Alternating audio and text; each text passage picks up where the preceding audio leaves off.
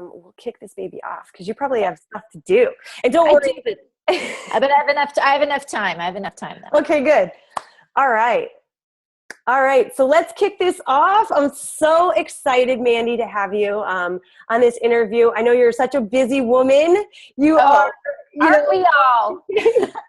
We are, but you're launching your new book, Yogalosophy for Inner Strength. And I love that it's 12 weeks to heal your heart and embrace joy. I can't love you more for that title and for just that whole entire message.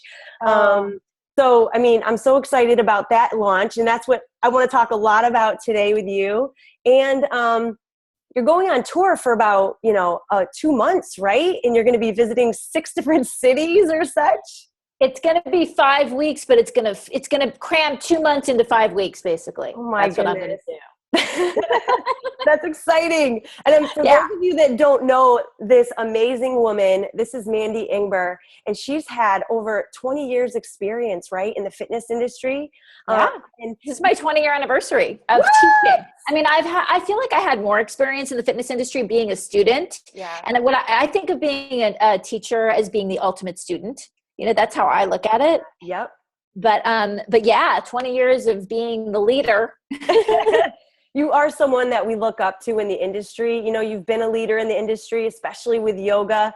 Your DVD, Yogalosophy, that yoga hybrid, and I can't wait for you to talk a little bit about that.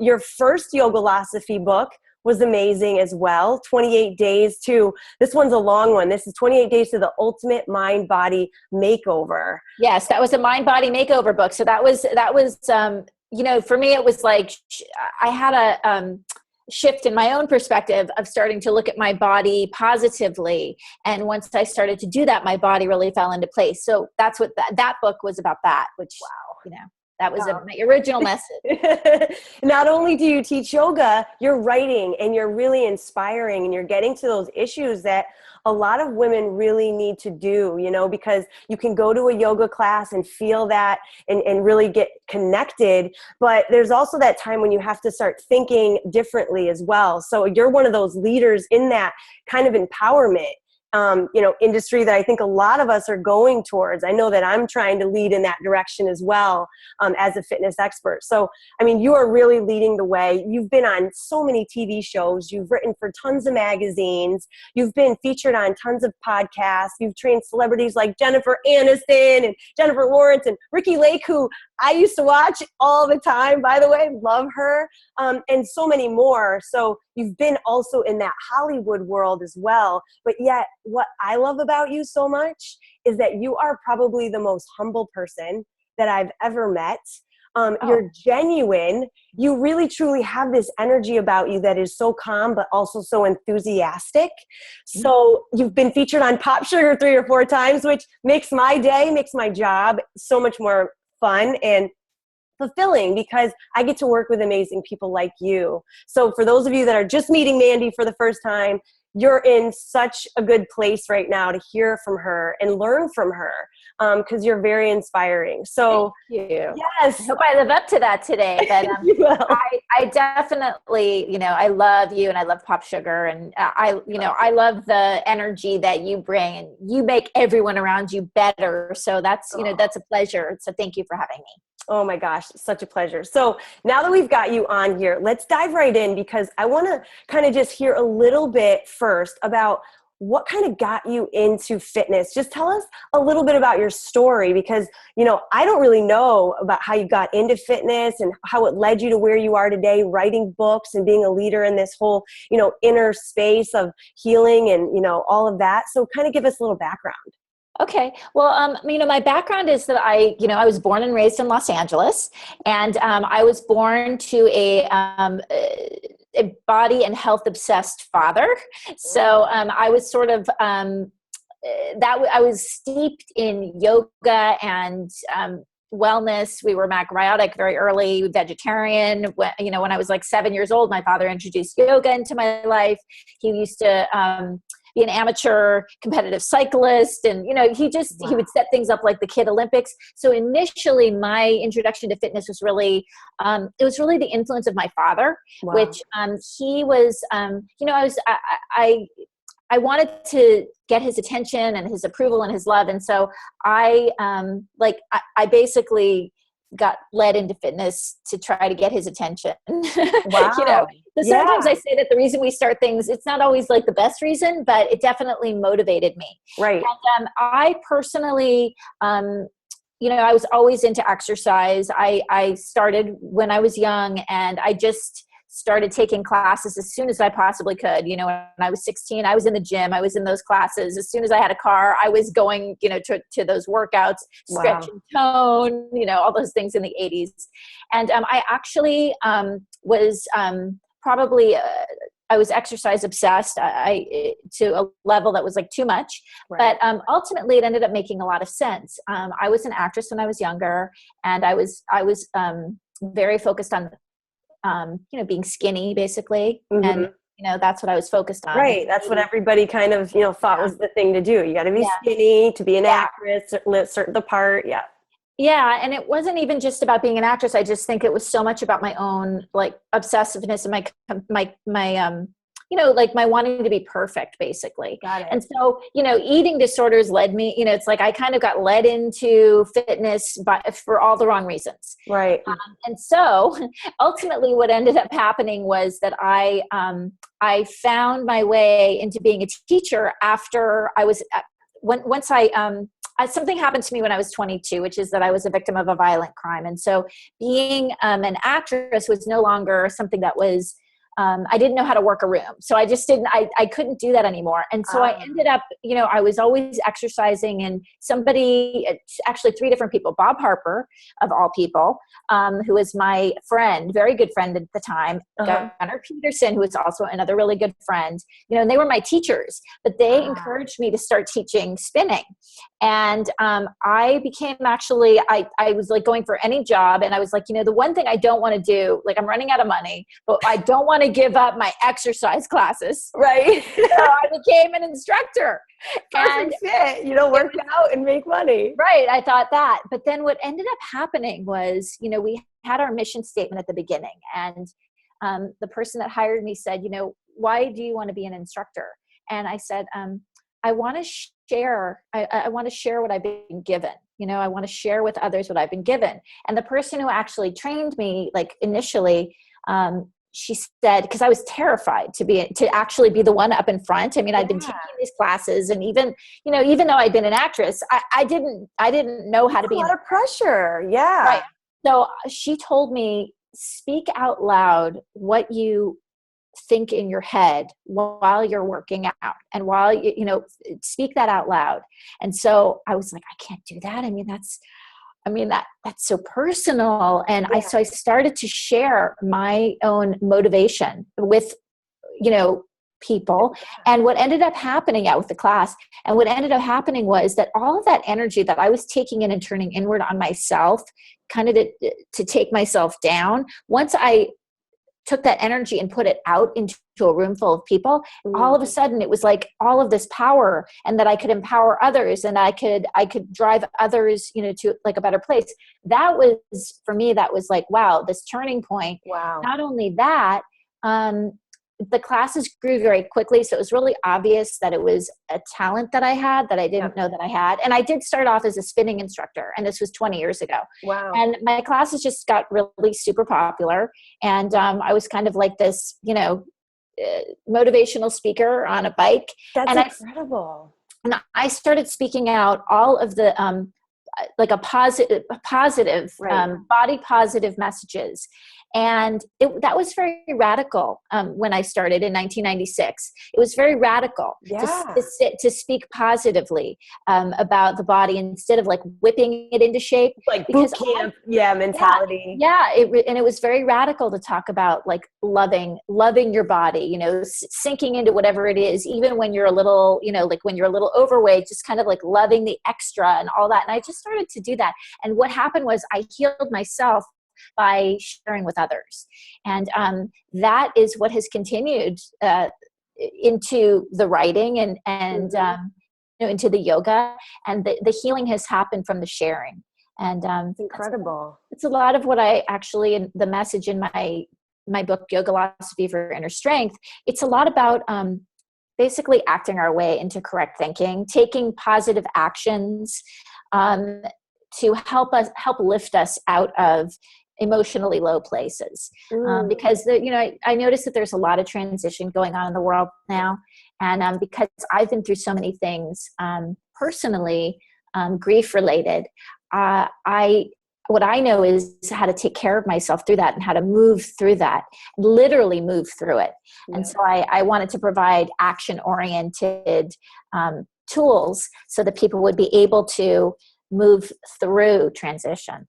Right. Not just think about, or read about it, but actually have something to implement, something that they can do themselves. Is that kind of how people are going to use the book, Yogalosophy for Inner Strength? Tell us a little bit about how they can use the book to help them get through those, those struggles, or, to become stronger from the inside. That's a great question. I hope I have the right answer for that. My hope is that people will pick up the book and be able to garner some tools. There are, it is a weekly program, and it is, 12 weeks to heal your heart and embrace joy. So the guarantee is not necessarily, I'm going to be all, like I'm going to be over, my. No, not it's always a practice, but yeah, that's great. Because it is a weekly, it's 12-week program. So exactly. So it incorporates yoga practices. It's a yoga practice, yoga based. Let's call it yoga inspired, because obviously I like to do a lot of different modalities myself. You do, yeah. But they're yoga inspired routines for each day of the week. And then I have a pose of the week, which is in yoga, back bends are heart openers, and so they are energizing and lift your spirits. So I have a heart opening pose each week, and then I have different meditations for the heart each week, different tools, different recipes. I have some contributors in my book who contribute their areas of expertise. Right. Like I'm a flower essence remedy person, Alexis Smart, who's amazing, Melissa Costello from Karma Chow, who provides she is great. So she provides a detox for one of the weeks. And, the detox, and also the way that I operate, I'm not into everybody doing the same thing. Right. I don't think that's what that's about. I think that we have to explore and discover what works for us. Yeah. So my hope is that people would be able to pick and choose and be like, okay, well, I'm not really into that heart thumping meditation. I'll try it, but if the suggestion is go walk barefoot outside, and that seems like like something that you're willing to do. Yeah. There's some explanations about the benefits of that, so I try to provide a lot of information about about things that can actually help lift your spirits. This is from your experience, right? My experiment experience, which is my life, my experiment. It's like you've tried it and it works. Oh yeah. I've been through a lot. So a lot of my, it really puts, for me, it gives my life meaning to be able to take things that have happened to me and find ways to work through it and then help others with that. That's really like that's my vibe, that's what I'm here to do. I feel that from you because, instead of just saying, oh, this happened to me, but, and yes, you have to get through it. You have to find those ways to deal, but then to pay it forward and say, hey, you know what, if I got through this and I found a way, I'm going to teach, I'm going to share that, and I'm going to help others. That's your legacy. You're leaving something that, can help millions of people that are struggling with these issues. Yeah. We're all doing that for each other, right? We really are. That's what we're here to do, is to just be our full authentic selves, and knowing that being your full authentic self is a service to others. That's what I would like to inspire in people too. I do it to inspire it. Yeah. Yeah. You have this quote on your, your latest blog was the abundant present. Ooh. And that blog, first of all, reading your blogs is, I got to get your book. I don't have it yet. I apologize, but I'm definitely going to get it because I almost want to. Wait, let me show it. Wait, hold on. Show. Ooh, we're going on location. We're in Mandy's house. Woo! This is my house. Woo, there's the book. My gosh. And it's so beautiful. Right? But your writing is, it puts you right in that place. You feel like you're there. And, you know, your latest blog, even, you just when you're talking about, you know, being present and experiencing the moment. I love that. And I mean, I think that you have so much to offer when it comes to, obviously, you know, talking about that personal growth and development space. But what do you think is some of your personal daily practices that you do that really help elevate your life? You know, that kind of that you live by. I know I have got like 10 things. I'd be like, this is what I do. Yeah, yeah. What about you? So the things that I do daily are I'm writing down. I meditate. So in the morning, I usually wake up, I take 20 minutes or so. It can, sometimes it dies. It basically starts off at like 20 and then it goes down to like 10 sometimes. Right. And when I'm going through a really hard time, it's basically twice a day for an hour. Right. Oh, that's really good. Right. When I'm really, when I'm in that place, I need it more than anything. So I center myself with meditation, and that is like a muscle, you know, that you get better at that. It gets easier as you do it. So don't get discouraged if you can't at first sit for 10 minutes, because it's literally like going to the gym and working that muscle, and then it just gets stronger and you're able to do it. So I meditate. I usually take some time to do some writing. So I like to journal because I just like to kind of get stuff out, get stuff moving, whatever my, you know, those thoughts that you have and those things that are kind of in the back of your mind, maybe holding you back, maybe just stuff you need to get out. I do that. I write a gratitude list. I write a list of things that I did well, and a list of things that I really have no control over. So I just try to like basically take some time to know where I am, feel where I am, identify it. And I like to take some time in the morning to do something nice for myself. I like an Epsom salt bath. You know, I like to take a bath, and then I do taking baths, right? And then I do something physical, or that I also have this particular protein shake that I'm drinking right now, like that has all of my vitamins and minerals in it. I have put my, you know, either my kale or my spinach. I put greens in there. Usually I love frozen mangoes in there. You know, I kind of get creative with my smoothie. And then I like to move my body. So whether it's a walk, so on some days when I have a slower day, I'll take a walk because I know that I can take my time. I will practice yoga. I will go to a spinning class. I will, you know, I'll do something different each day. But I like to move my body for an hour a day. And, you know, one of the things that we know as fitness people is exercise actually elevates your mood and makes you feel better. It just does. That's why we do it. We do it because we feel so good doing it. And what I love to do, and as a teacher, what I have loved to do is turn people onto that and impart that onto people so that they know that they have that experience too, that they look forward to that time because they know they're going to feel better. It's like their prescription. So that's sort of, those are my like non-negotiables, right? 4 or 5. That's 6 solid things that you do every single day. That's incredible. And then, you know, the other things, you know, I would like to suggest in terms of like happiness, because obviously this has been a topic, you know, when you're going through hard times, whatever that is, whether it's, you know, your parent is sick or the loss of a loved one, a relationship loss, you know, breakup. That was something that for me last year, I went through a lot of relationship stuff and a lot of health issues. You know, when those things are going on, some things that we can do to make ourselves happier, because the whole study is that happiness is basically, I think, 40% intentional action. You can shift your mood by 40% if you do intentional actions. And some of those are what I just mentioned. 40%. 40%, it's pretty good, right? Yeah. You know? So, 60% is like set point and circumstance. Right. But then there are things you can do to like lift your mood a little bit. So those are the things that I'm recommending. So reaching out to others and helping others, that's actually something that boosts people's happiness quotient. Absolutely. Yeah. So helping another, you know, I look for where I can do that. Um, um,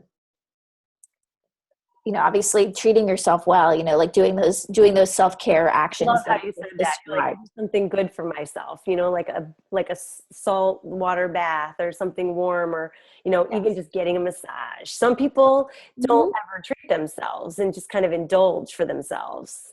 Yes. I try to treat myself like I'm my own kid. I don't have kids, so I am my own kid. Um, Exactly. You're like taking care of me. I'm the mom and the kid. I I love make the rules and I break the rules. that. But yeah, so those are the things I live by. And obviously, one of the main things that I actually have come to in my life, and this is a big one for me, is allowing myself to feel whatever I'm feeling and be wherever I am.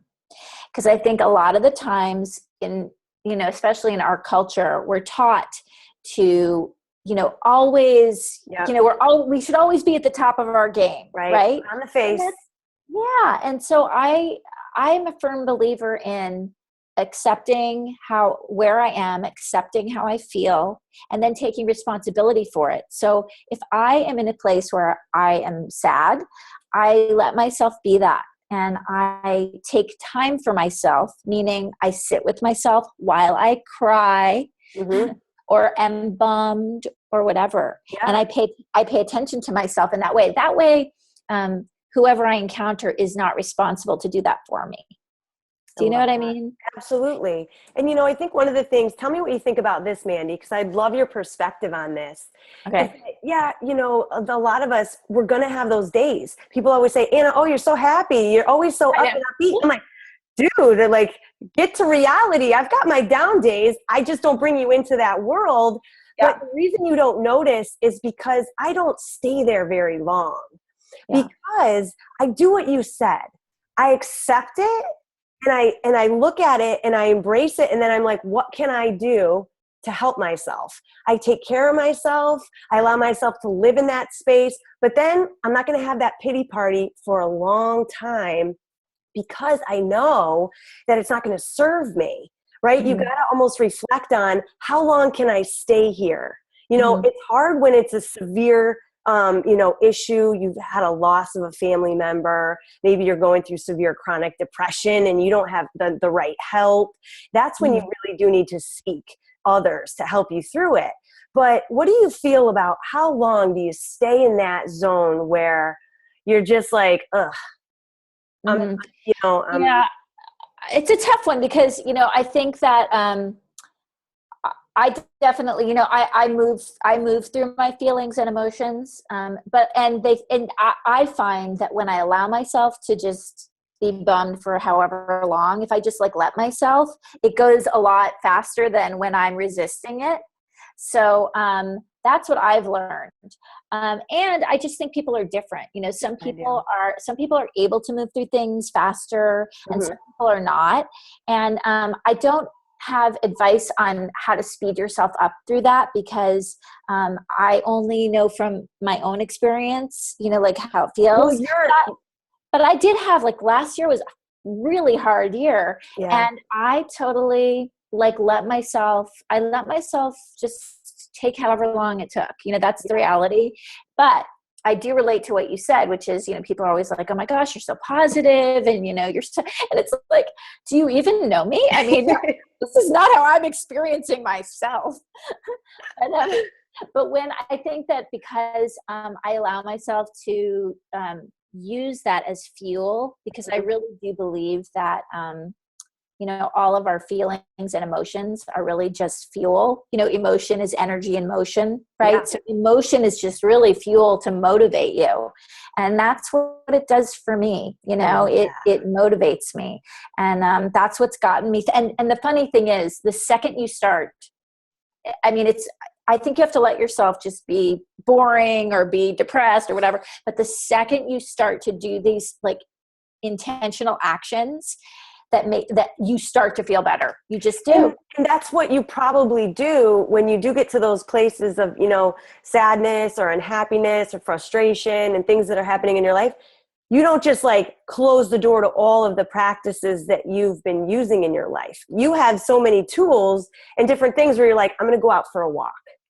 You know, Yeah. I could stay in my room and I could just not move for 3 or 4 days, but you know, it's about using Yeah. some of those action steps to just get yourself going one step at a time, moving Yes. forward to get out of it. It's like the handrails, you know what I mean? It definitely, like, those things keep me in check. You know, Yeah. I always, you know, I really do, even in my worst, if I can't physically do something that's, because last year I was actually, I was told that I wasn't allowed to get my heart rate over 86 beats per minute. So I basically couldn't do any cardio or Right. whatever. So I just worked around it. I took walks or Yeah. I did whatever, but I always moved my body for an hour or so a day. Mhm. Just even if it's just a walk, you know. Yeah.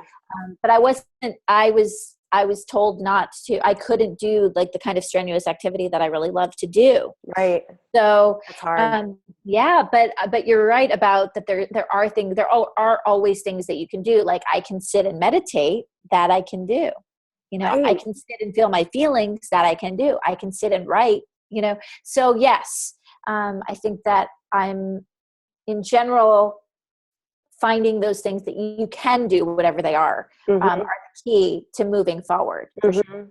Keep it moving. I love that. And so in your, go I ahead. was just Were you going to gonna, say, you know, that saying, like, you act your way into correct thinking. Like you can't think your way into correct action, right. but you can act your way into correct thinking. So putting yourself into action, whatever that is, that's really the key, right? Yes, and that leads right back to your book, because in this 12 weeks to inner strength, I feel like it's a way that people can arm themselves a little bit to, you know, fight those battles that they're Or going disarm, to or disarm disarm. themselves. Like, you Okay. know what?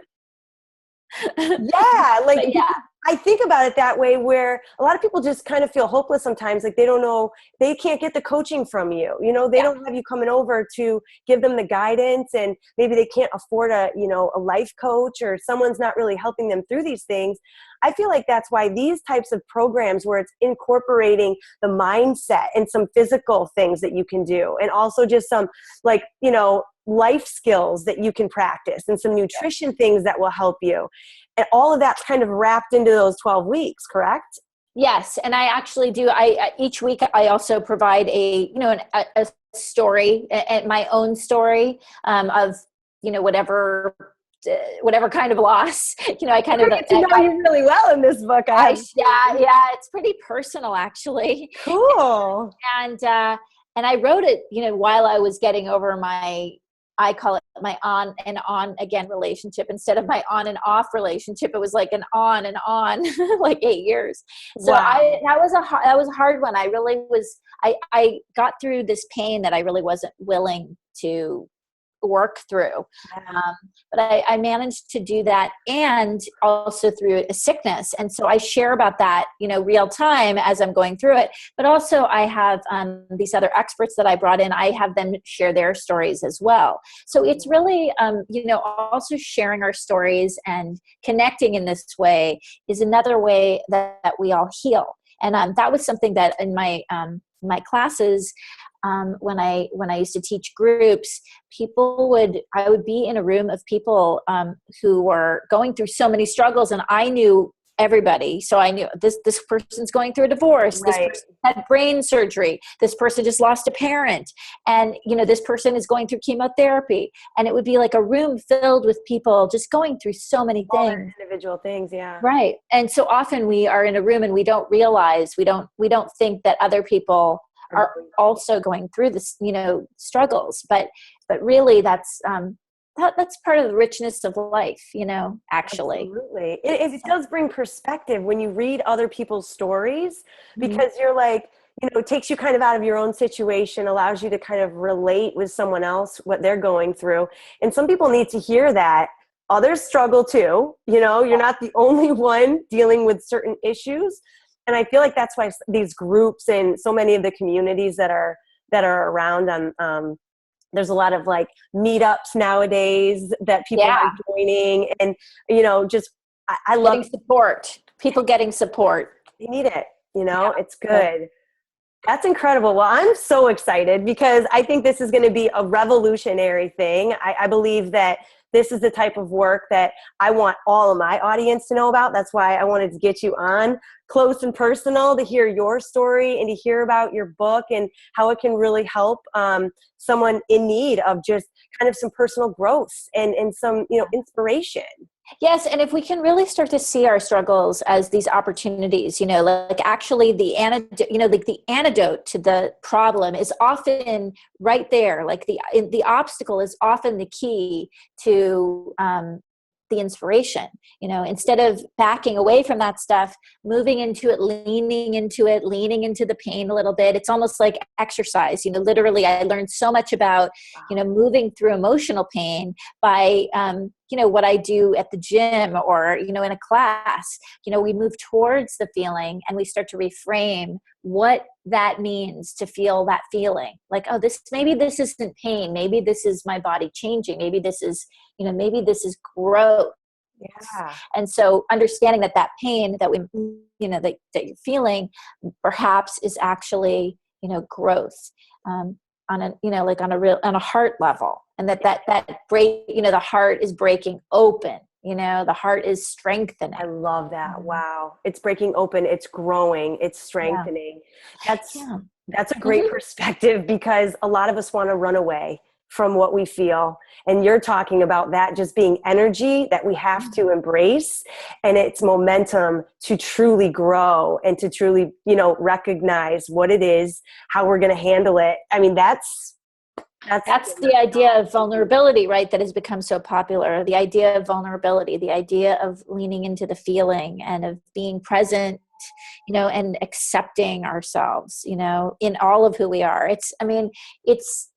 It's radical stuff, just to be human and to be alive and to be willing to, go through all this stuff, it's awesome. It is. Oh my God, I could sit with you for like an hour or 3 or 4 days and just talk about this because I get filled up just like being around you and just kind of hearing your words and your wisdom. I'm going to go through this recording and take more notes because I want to use like 1,000,000 of your quotes. But I think this is such value for your audience. Hopefully they'll listen and my audience is going to love this.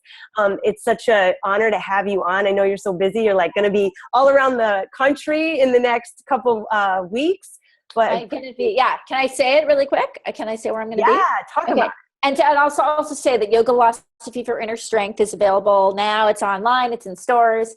And my tour basically is Chicago at Yoga 6 on, I don't know when this is going to go live, but we can also post it too. Okay, let's do that. Let's do that because then they'll have the visual and they don't have to worry about remembering.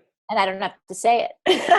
You don't got to remember all the dates and all the places. You just got to go and just like spread this word and this wisdom. And it's like, it's so exciting to see you doing what you love and to really be truly growing into who you are. I mean, you've been on this journey in your life since a young child and just growing into more and more of a strong and powerful woman. And it's really amazing to see. And I'm so appreciative of your time and to be a part of your world.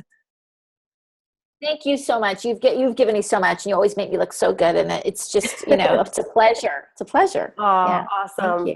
All right, Mandy. Well, hey, I'm gonna sign off, and you stay on the line so we can chat just for another minute. Okay.